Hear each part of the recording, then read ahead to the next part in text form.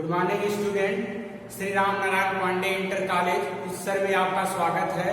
मैं पवन पांडे आज आपके सामने कक्षा 12 के मैथ में मैट्रिक्स आव्यूह के आप में देख इसके पहले जो आप पढ़े थे वो आव्यूहों के प्रकार और आव्यूहों के प्रकार में आपने बहुत कुछ पढ़ लिया था। उसमें कुछ 1-2 पॉइंट और होते हैं, उसको भी आप लोग देख लीजिए। उसके बाद नेक्स्ट हम आगे चलेंगे।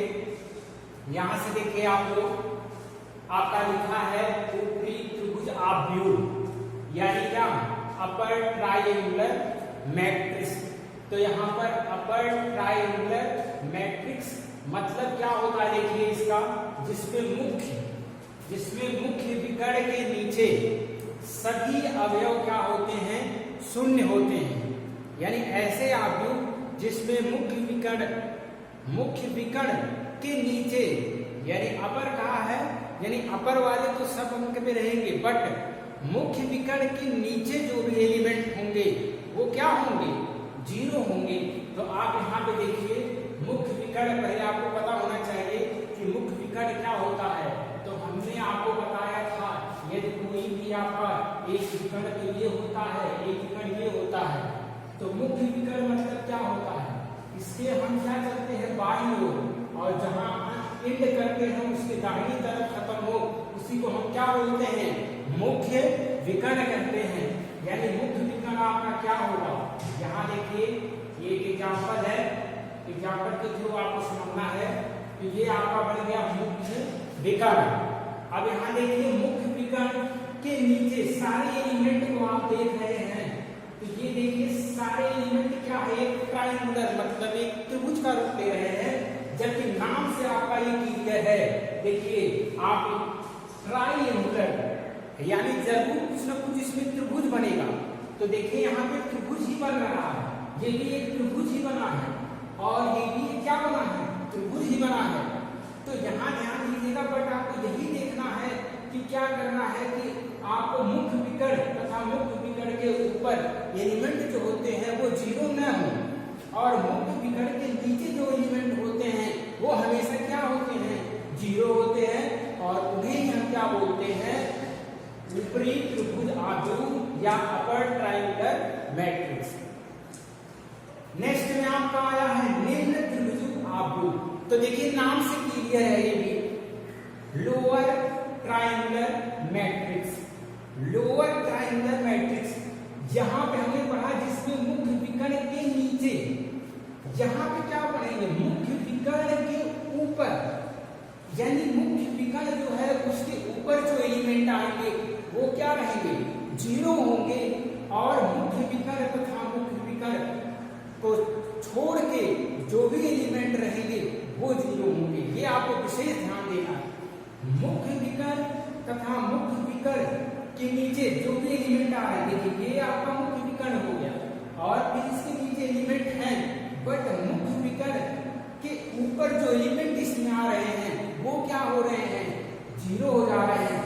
तो आप इसे निम्न त्रिभुज आव्यूह का परिभाषा क्या दे सकते हैं, ऐसे त्रिभुज आव्यूह जिसमें क्या होता है, मुख्य विकर्ण के ऊपर सारे एलिमेंट क्या होते हैं, 0 होते हैं, उन्हें हम क्या कहते हैं, उन्हें हम निम्न त्रिभुज आव्यूह कहते हैं। तो ये चीज आपका हो गया टाइप ऑफ मैट्रिक्स में। तो अब आप लोग देखिए क्या इसमें नेक्स्ट में आएगा, और जो भी आपके टाइप हैं उस सबको, यानी त्रिभुज है आपके आव्यूह के कितने प्रकार हैं सब आप रिवीजन करिए। जो भी कहीं पर भी दिक्कत हो उसको आप लोग कमेंट बॉक्स में जरूर लिखिएगा। अब आगे हम लोग देखिए आ रहे हैं आव्यूह की समानता। देखिए दो आव्यूह कब एक दूसरे के बराबर होंगे, आव्यूहों की समानता में क्या होता है, दो आव्यूह कब एक दूसरे के बराबर होंगे। तो ध्यान दीजिएगा इसमें कंडीशन होता है, और वो कंडीशन क्या होता है कि हम इसके पहले पढ़ चुके हैं कि वर्ग आव्यूह यानी ऐसे वर्ग आव्यूह, ऐसे वर्ग आव्यूह, ऐसे वर्ग आव्यूह जिसके ऑर्डर सेम, जिसके जो क्रम कोटि होता है वह हमेशा क्या होना चाहिए, बराबर होना चाहिए।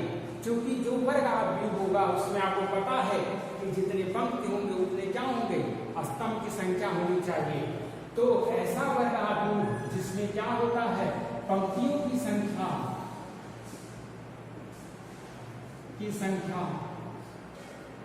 बराबर क्या हो, स्तंभ की संख्या। पहला कंडीशन समानता का नियम, यानी यदि हम दो आव्यूह मान ले रहे हैं, एग्जाम्पल में देखिए, एग्जाम्पल में हमने आव्यूह माना एक कोई है कैपिटल ए बराबर एक आव्यूह हमने एक और आई जे ब्रैकेट में बंद कर लीजिए। यहाँ पे आप क्या करेंगे, इसका कोट मान लीजिए इसका कोट यम बोले क्या है, यन है। उसके बाद अगला आपको क्या मानिए, बी इक्वल टू, नेक्स्ट आपको क्या मान लीजिए, बी, और ये हो जाएगा आई जे, और इसकी कोट आप लोग यहाँ पे क्या लिखेंगे, आर बोले यस लिखेंगे। तो यहाँ से आपको देखिए क्या मिल रहा है कि दो आपके क्या हैं, वर्ग आव्यूह। कब कहलाएंगे दो वर्ग आव्यूह, और वे एक समान कब होंगे, समानता का नियम आव्यूह का कब लागू होगा। इसमें पहला हमने ये नियम आपको बताया है, ऐसे वर्ग आव्यूह जिसमें पंक्तियों की संख्या स्तंभों की संख्या के बराबर हो, यानी दो आव्यूह हैं तो एक तो यम बराबर किसके होना चाहिए, आर के होना चाहिए। दूसरा क्या होना चाहिए, यन बराबर किसके होना चाहिए, यस के होना चाहिए। अगर जो ऐसा नियम फॉलो करेगा तो समझ जाइए कि वह क्या होगा, जो है वर्ग आव्यूह होगा जिसकी क्या होगी, कोटि क्या होंगी, बराबर होंगी। ये तो था पहला। दूसरा, आव्यूहों की समानता तभी लागू होगा जब उसके करस्पॉन्डिंग एलिमेंट जो होते हैं, यानी संगत अवयव जो होते हैं वो क्या होते हों, बराबर होते हों। ऐसे आव्यूह, यानी फिर हम वर्ग आव्यूह के बाद फिर हम ये पढ़ेंगे कि इसके जो करस्पॉन्डिंग एलिमेंट होते हैं वो क्या होने चाहिए, इक्वल होने चाहिए, बराबर होने चाहिए। देखिए करस्पॉन्डिंग एलिमेंट का मतलब क्या होता है, ध्यान दीजिए। जैसे मैं कोई एग्जांपल के थ्रू आपको समझाता हूँ, यहाँ पे आप लिख दीजिएगा दूसरे में, संगत अवयव बराबर हो, संगत अवयव बराबर हो। तो यहाँ पे ध्यान दीजिए, हमने कोई यहाँ पे 2 मान लिया, 3 मान लिया, यहाँ पे 4 मान लिए और यहाँ पे 5 मान लिए, ये हो गया। अब आप ध्यान दीजिए, यदि हम यहाँ पे इसको हम 4 भागा 2 लिखते हैं, इसे हम यहाँ पे 3 ही कर दे रहे हैं, और इसे हम क्या कर दें, 8 भागा क्या कर दें, 2 कर दें, और इसे क्या कर दें, 5 ही लिख दें। ध्यान दीजिएगा। तो यहाँ पे देखिए अंदर क्या होगा, 4 भागा 2 करेंगे तो 2 ही होगा, 8 भागा 2 करेंगे तो 4 होगा, 3 और 5। तो देखिए पहले सबसे पहले ये इक्वलिटी का नियम फॉलो करेगा कि नहीं करेगा। हम आपसे क्या बताए कि सर्वप्रथम पंक्तियों की संख्या दोनों में और स्तंभों की संख्या बराबर होनी चाहिए। इसमें देखिए 1 और 2 पंक्ति है, तो पंक्तियों की संख्या आपका यहाँ पे क्या हो गया, 2 हो गया, और स्तंभों की संख्या क्या हो जाएगी, 2 हो जाएगी। इसमें देखिए पंक्ति की संख्या कितनी है, 2 है, और स्तंभों की भी संख्या कितनी हो जाएगी, 2 हो जाएगी। करस्पॉन्डिंग एलिमेंट का मतलब क्या होता है कि संगत अवयव, मतलब यदि यहाँ पे 2 है तो यहाँ पर भी 2 होना चाहिए, यहाँ पर 3 है तो यहाँ पर भी क्या 3 होना चाहिए, यहाँ पे 4 है तो यहाँ पर भी क्या होना चाहिए, 4 ही होना चाहिए। यदि यहाँ पे 5 है तो यहाँ पे क्या होना चाहिए, 5 होना चाहिए। यदि ये नियम फॉलो करता है तो क्योंकि आपकी मैट्रिक्स का नियम फॉलो यहाँ पे हो जाएगा। तो ध्यान दीजिए 4 भागा 2 करेंगे तो 2 ही होगा, यानी आप समझो 2 3 4 5 इक्वल, यही आएगा 2 3 4 5, क्रम वही और क्रम वही। तो ये आप ध्यान दीजिए वर्ग आव्यूह कहलाते हैं। हम इन्हें क्या कहेंगे, एक वर्ग आव्यूह कहेंगे। जैसे देखिए और इसमें वर्ग आव्यूह में एग्जाम्पल में अब जैसे मान लीजिए यहाँ पे एक दे दिया है, हमने लिखा आपका यहाँ पे 3, इसको कर दिया x, इसको लिख दिया यहाँ पे 5 और यहाँ पे हमने लिख दिया y बराबर, यहाँ पे 3 कर दिया और यहाँ पे 4 लिख दिया और यहाँ पे 5 कर दिया और यहाँ पे हमने कर दिया 6। अब आपसे पूछा जाए कि ये दोनों क्या आप विभव के समानता का नियम फॉलो कर रहे हैं या नहीं कर रहे हैं, इक्वलिटी का नियम फॉलो कर रहे हैं कि नहीं। अगर जो हमें इससे वेरिएबल का मान निकालना हो, चर का मान निकालना हो, तो हम इसे कैसे निकालते हैं, क्यों एक दूसरे के बराबर रखते हैं, ये तभी आएगा जब आपको ये दोनों नियम समझ में आएगा। तो यहाँ पे देखिए क्या है, सबसे पहले हम इन दोनों में कोट देखेंगे कि कोट बराबर है या नहीं बराबर है। तो ध्यान दीजिएगा, इसमें देखिए पंक्तियों की संख्या 2 आ रही है, स्तंभों की संख्या कितनी आ रही है, 2 आ रही है। तो 2 क्रॉस क्या हो जाएगा, 2 हो जाएगा। यहाँ पर भी 2 और क्रॉस क्या हो जाएगा, 2 हो जाएगा। यानी 2 पंक्ति 2 स्तंभ, 2 पंक्ति 2 स्तंभ।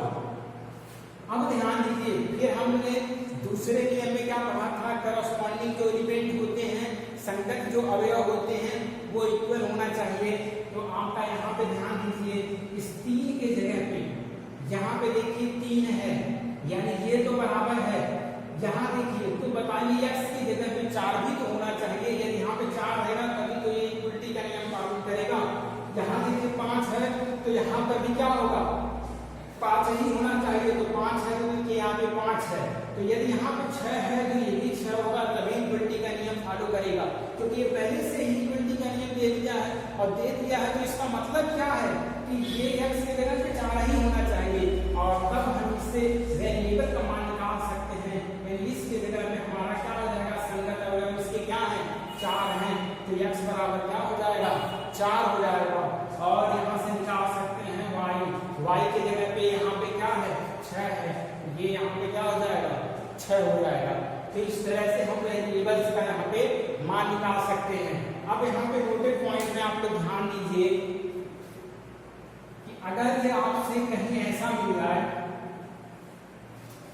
जैसे यदि हम यहाँ पे लिख दें 2 3 5 4 5 4, कोई अन्य मान ले, 6 मान ले, 7 मान ले, ये बराबर है।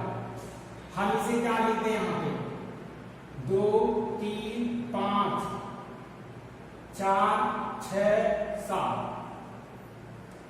अब इसको देखिए आप लोग, एग्जाम्पल में है ये, तो यहाँ पे देखिए क्या हो जाएगा, एक एग्जाम्पल को लेकर हम समझा रहे हैं कि ये इक्वलिटी का नियम पालन करेगा या नहीं करेगा। यहाँ देखिए इक्वलिटी के नियम पे पालन करने के लिए आपको क्या बताया गया है, सर्वप्रथम आर्डर को देखिए, आर्डर देखिए यानी कोड इसके क्या बराबर है।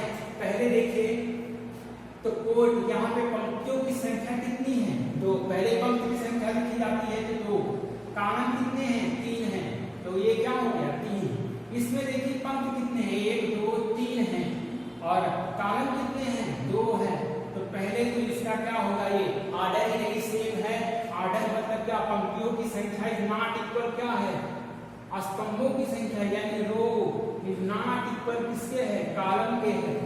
भाई दोनों का हम तुलना करें तो दोनों का तुलना करने में हमारा जो है ये बराबर ही नहीं आ रहा है, अन्यथा अतः भले ही देखिए इसमें भी 2 है, यहाँ पर भी 2 है, यहाँ 3 है, यहाँ 3 है, यहाँ 5 है, यहाँ 5 4 6 7, और यहाँ पर देखिए 4 6 क्या है, 7 है। यानी इसमें क्या है, एलिमेंट आपके क्या दिख रहे हैं, बराबर दिख रहे हैं। लेकिन अगर जो आप यहाँ पे करस्पॉन्डिंग एलिमेंट जो है वो भी नहीं हम बराबर कर सकते हैं, अतः इसका कोड जो है वो नॉट इक्वल है। हम कह सकते हैं n is not equal on, and यहाँ पे n इज नॉट इक्वल किसके, यस, नॉट इक्वल रहेगा तो ये इक्वलिटी का नियम का पालन नहीं करेगा। तो ये आप इसे ध्यान दीजिएगा। तो इस इक्वलिटी के नियम पे हम आपको एक आध सवाल बता दे रहे हैं, और इसके सवाल को देखिए आप लोग। तो देखिए यहाँ पे क्या हो रहा है, हाँ तो स्टूडेंट यहाँ पे देखिए आप लोग सवाल कुछ है, और उस सवाल को आप लोग देखिए। पहला सवाल आपका है देखिए क्या दिया है, कोटि आप लोग इसमें निकाल सकते हैं। पंक्तियों की संख्या कितनी है, पंक्तियों की संख्या 2, स्तंभों की संख्या क्या है 2। हमें इसमें निकालना है वेरिएबल्स x और क्या y का मान, यानी समानता के नियम से लगेगा, आव्यूहों के समानता के नियम से।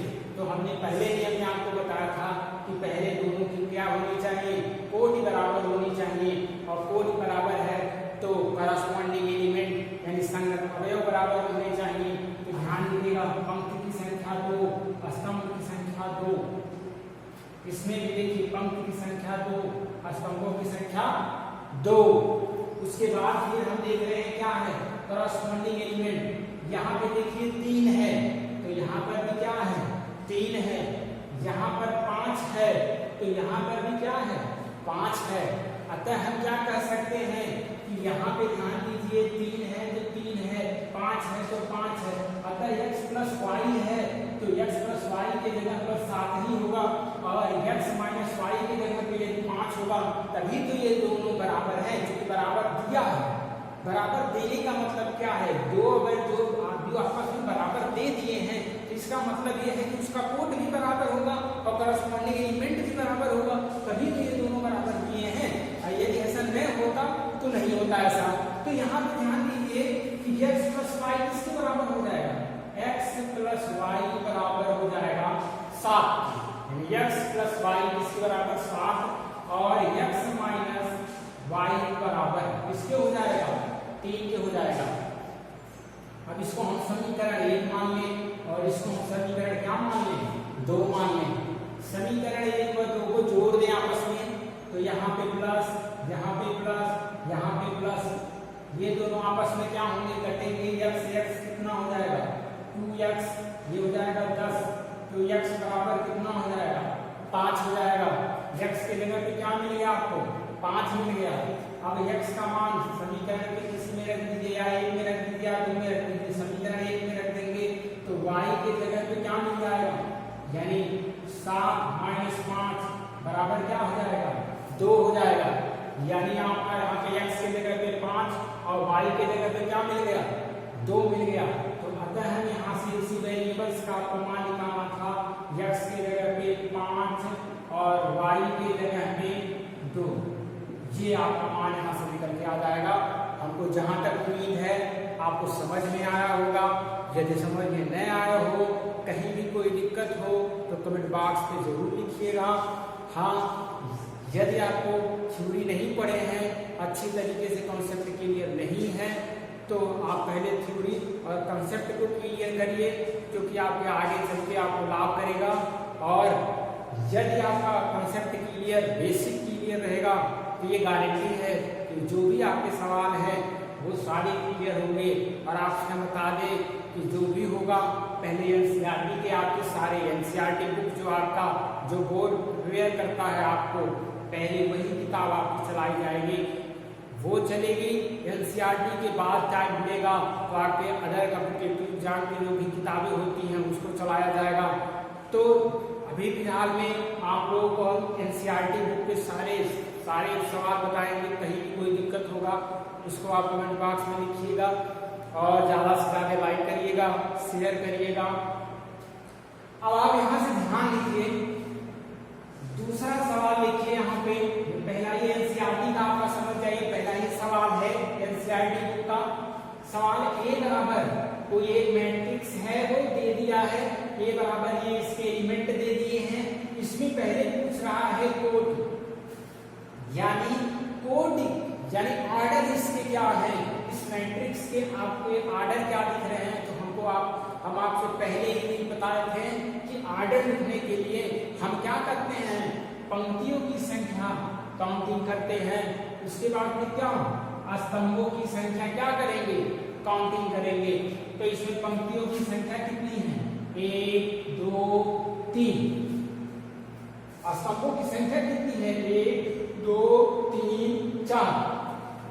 स्तंभों की संख्या कितनी हो गई 4 हो गई। अतः इसका कोटि क्या हो जाएगा, कोटि बराबर 3 गुणे 4, यानी 3 गुणे 4 क्रम का ये कोटि हो जाएगा। जो पहले हमने क्या लिखा पंक्ति, उसके बाद क्या लिखा स्तंभ, तो आप यहाँ पे 3 गुणे क्या लिख सकते हैं 4 लिख सकते हैं। ये आपका पहला हो गया। दूसरे में आप देखिए क्या कर सकते हैं। दूसरा क्या है आपका, पूछ रहा है जो भी आपके यहाँ पे मैट्रिक्स हैं उसके क्या अवयव क्या होगा। यदि अवयव मतलब इस मैट्रिक्स में कुल कितने एलिमेंट हैं, कुल कितने जो है यहाँ पे हैं, तो चाहिए तो आप इसका गिनती कर लीजिए 1 2 3 4 5 6 7 8 9 10 11 12।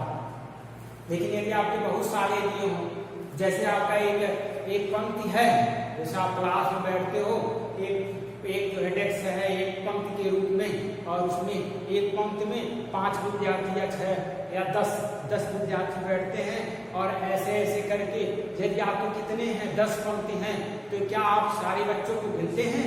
नहीं। एक पंक्ति में देख लेते हैं कि 10 बच्चे हैं, तो 10 पंक्तियां हैं, उसमें 10 का गुणा कर देते हैं, 100 आ जाता है। इस तरीके से आप साथ में लगा देते हैं कि एक पंक्ति में कितने हैं, यानी एक का दाम अगर आप निकाल देते तो बाकी आपको 100, चाहे जिसका दाम आपको निकालना हो तो उसकी का क्या कर देते हैं गुणा करते हैं, नहीं कि आप उसे क्या गिनती करते हैं। तो सेम ऐसा ये है, इसमें आपको पता है कि इसमें देखिए 1 2 3 4, यानी पहले में क्या 4 है और 4 और इस तरह से 1 2 3। तो यहाँ ध्यान दीजिए पंक्ति की संख्या 3 और स्तंभ की संख्या क्या 4, तो 3, यानी आपको अवयव तो पहला था, दूसरा आपको क्या निकालना हो अवयव। तो यदि आपको अवयव निकालना है तो अवयव बराबर आपका यहाँ पे क्या हो जाएगा 3 और 4 क्या कर देंगे हम मल्टीप्लिकेशन कर देंगे, गुणा कर देंगे, तो 4 दिया क्या हो जाएगा 12 हो जाएगा। अतः इसमें क्या है 12 अवयव। अब ध्यान दीजिए थर्ड वाला आपसे क्या पूछ रहा है। थर्ड वाले में जो भी आपके हैं अंक उसकी स्थिति पूछ रहा है, यानी वो किस जगह रखा है, कौन सा अंक है। तो ध्यान दीजिए पहला एड्रेस आपसे पूछ रहा, तो पहला आपका है A13। देखिए A13 इसका मतलब क्या हो गया है, यहाँ पे देखिए वो यानी पहले पंक्ति लिखा जाता है, यहाँ पे क्या लिखा जाता है स्तंभ लिखा जाता है। तो ध्यान दीजिए अब इसको हम मिटा दे रहे हैं, यहाँ पे ये देखिए हाँ 1 मतलब पहली पंक्ति ये। और देखिए स्तंभ में क्या आपका है तीसरा, तो स्तंभ 1 2 तीसरा, तो तीसरे स्तंभ में आ जाइए और इसको ऐसे काट दीजिए। तो यहाँ पर गए और इसको काट दिए, तो आपका देखिए ये किस पे हो रहा है कटिंग, यानी 19 पे हो रहा है। अतः जो है A13 का मान क्या हो गया 19 हो गया। A13 का मान कितना हो गया 19 हो गया। अब A21 पे आ जाइए, A21 यानी क्या हो गया पंक्ति की संख्या क्या हो गई 2 और स्तंभ की संख्या क्या हो गई 1। तो पंक्ति के दूसरे में आ जाइए, पंक्ति का दूसरा यानी पंक्ति का दूसरा ये और स्तंभ का पहला, आपको पता चल गया हो गया। तो आपका 35, अतः A21 बराबर क्या हो जाएगा 35। अब नेक्स्ट आपका क्या पूछ रहा है A33 मतलब क्या हो गया तीसरी पंक्ति और क्या हो गया तीसरा स्तंभ हो गया। तो तीसरी पंक्ति तीसरा स्तंभ, इसका मतलब क्या हो जाएगा तीसरी पंक्ति ये हो गया, यानी तीसरी पंक्ति आगे बनाओगे तो तीसरी पंक्ति मतलब ये, और स्तंभ में तीसरे में आ जाएगी तो तीसरा स्तंभ ये है। तो इस तरह से इसका मान आपका क्या हो जाएगा -5 हो जाएगा। क्या हो जाएगा -5। तो इस तरह से A13 का मान 19, A21 का मान 35, A33 का मान -5। अगर आपसे पूछ रहा है A24 A to 4 का मतलब क्या होता है? दूसरी पंक्ति चौथा स्तंभ, दूसरी पंक्ति चौथा स्तंभ, दूसरी पंक्ति ये, और स्तंभ अब कौन सा होगा? मैंने दूसरी पंक्ति यहाँ पे खींच दिया, ठीक, और हम क्या कर दिए? चौथा स्तंभ आप यहाँ से खींच दिए। तो दूसरी पंक्ति और चौथा स्तंभ में क्या आ गया संख्या यहाँ पे? तो ये 12 है, तो 12 हो जाएगा, ये हो गया 12। अब यहां से ध्यान दीजिए, नेक्स्ट में आपका क्या पूछ रहा है? A 2 3, क्या? A 2 3, दूसरी पंक्ति तीसरा स्तंभ, तो दूसरी पंक्ति और तीसरा स्तंभ जाएगा। तो दूसरी पंक्ति ये है और स्तंभ क्या है? तीसरा। तो आपका यहाँ पे मान क्या हो जाएगा? 5/2, तो ये बराबर क्या हो जाएगा? 5/2, यानी दूसरी पंक्ति तीसरा स्तंभ। तो आप लोग यहाँ से ध्यान दीजिए, इसमें इन सबों में कोई दिक्कत नहीं है। थर्ड वाले पॉइंट को आप लोगों को जो देखना है तो एक बार फिर से देख लीजिए। थर्ड वाला पॉइंट क्या है? आपसे इसमें क्या पूछ रहा था? A13 का मान पूछ रहा था। 13 का मतलब पहली पंक्ति और 3 का मतलब स्तंभ हो गया। तो पहली पंक्ति और तीसरा स्तंभ, तो मान कितने हो गए? 19। तो ये मान क्या हो गए? 19 हो गया। उसके बाद A21 आपसे पूछ रहा है। A21 का मतलब क्या हो गया? दूसरी पंक्ति और कौन सा स्तंभ है? पहला स्तंभ है। तो ये क्या हो जाएगा? 35 हो जाएगा। तो यहाँ पे आपका क्या हो गया? 35 हो गया है। उसके बाद ध्यान दीजिए क्या होगा? A33 यानी तीसरी पंक्ति, तो तीसरी पंक्ति और क्या है? तीसरा स्तंभ, तो तीसरी पंक्ति और तीसरा स्तंभ मान क्या आ गया? -5 हो गया। इसी तरह से A24 मतलब क्या हो जाएगा? दूसरी पंक्ति और कौन सा? चौथा स्तंभ, जो कि हम यहाँ पे A23 मतलब दूसरी पंक्ति, अब स्तंभ कौन सा रहेगा? तीसरा रहेगा। तो इस तरह से इसका मान क्या हो जाएगा? 5/2 हो जाएगा। तो इस तरीके से आप क्या सवाल लगा सकते हैं। आपको कहीं भी कोई भी प्रकार का दिक्कत हो तो जरूर आप कमेंट बॉक्स में लिखिएगा, और अच्छा लगेगा तो लाइक करिएगा। इस तरह से आप सवाल को अपने से जाके लगाइए। एनसीईआरटी का पहला सवाल है। इसी तरीके से हम एग्जाम्पल का भी सवाल अक्सर लगा सकते हैं, एक्सरसाइज का भी लगा सकते हैं। तो जो भी दिक्कत होगा वो आप पूछिएगा। Thank you.